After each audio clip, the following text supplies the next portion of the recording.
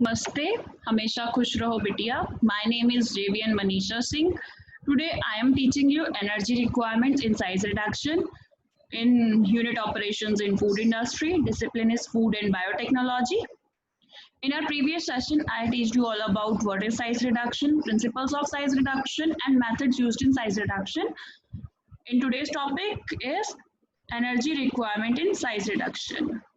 Then there is a supplied energy is used to basically increase the new surface area as there is a particles of any food product, then there is the increase in the new surface area or the surface area. When initiate the flaws or cracks in the particle, the rest of energy used for the following is elastic deformation, transport, friction in between mill and particle, heat, vibration and noise. Energy requirement in size reduction is in the breakdown of hard and brittle food solid materials. Two stages of breakage are recognized. A is initial fracture along existing fissures within the structure of the material and formation of new fissures or crack tips followed by fracture along these fissures. It is also expected that only a small percentage of the energy supplied to the grinding equipment is actually used in the breakdown operation. Thus, grinding is very inefficient process, perhaps the most inefficient of the traditional unit operations. Much of the input energy is lost in deforming the particles within their elastic limits and through interparticle friction. A large amount of this wasted energy is converted as heat, which is in turn may be responsible for rising temperature and damage of nutrients or biological materials. Elastic and elastic properties of given food material vary considerably with moisture content and the distribution of the water in the materials. Further, complications arise because these properties are often strongly anisotropic with various layers or parts having extremely different mechanical resistances. Furthermore, the properties of materials can vary with the rate with which the stress is applied. Some materials are plastic and ductile if the stress is applied slowly, but can be elastic or brittle if the stress is applied by the impact. Consequently, it is not responsible at present to describe a food material or furnish the parameters needed to design a size reduction operation. These parameters must be determined experimentally. The energy needed to cause rupture is the work needed to deform the material plus the energy needed to form the new surface. The latter is given by E is equal to delta rho A, where tau is the interfacial energy of the surface and A is the surface area. Three physical laws that describe the energy required for the size reduction is Bond's law, Rittinger's law, and Kick's law. These laws provide a relative approach to looking at the materials being reduced and do not include equipment efficiency or material friability characteristics. Kick's law gives reasonably good results for coarse grinding in which there is a relatively small increase in surface area per unit mass.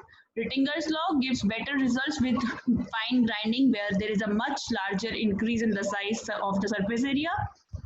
Bond's law is the intermediate between these two.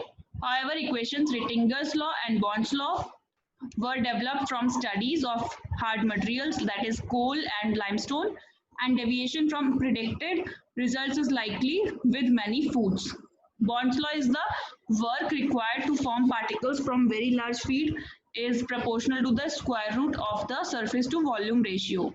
E by W is equal to under root 100 by D2 minus under root 100 by D1, where E is the energy required per mass of feed, W is the Bond's work index, D1 is the diameter of sieve aperture that allows 80% of the mass of the feed to pass, and D2 is the diameter of sieve aperture that allows 80% of the mass to ground material to pass. Rittinger's law is the energy required for reduction in particle size of a solid is directly proportional to the increase in the surface area. The energy required for size reduction is proportional to the change in the surface area of the pieces of the food. E is equal to Kr upon in bracket 1 by D2 minus 1 by D1. E is the energy required per mass of feed. Kr is the Rittinger's constant. D1 is the average initial size of pieces and D2 is the average size of ground particles. Then Kick's law is the amount of energy required to crush a given quantity of materials to a specified fraction. of its original size is the same regardless of the original size. The energy required to reduce the size of the particles is proportional to the ratio of the initial size of a typical dimension to the final size of the dimension. E is equal to kkln d1 by d2. E is the energy required per mass of feed. Kk is the Kick's constant. D1 is the average initial size of the pieces. D2 is the average size of ground particles. D1 by D2 is the size reduction ratio and is used to evaluate the relative performance of different types of equipment. Coarse grinding has RRs below 8 is to 1, whereas in fine grinding ratios can exceed 100 is to 1.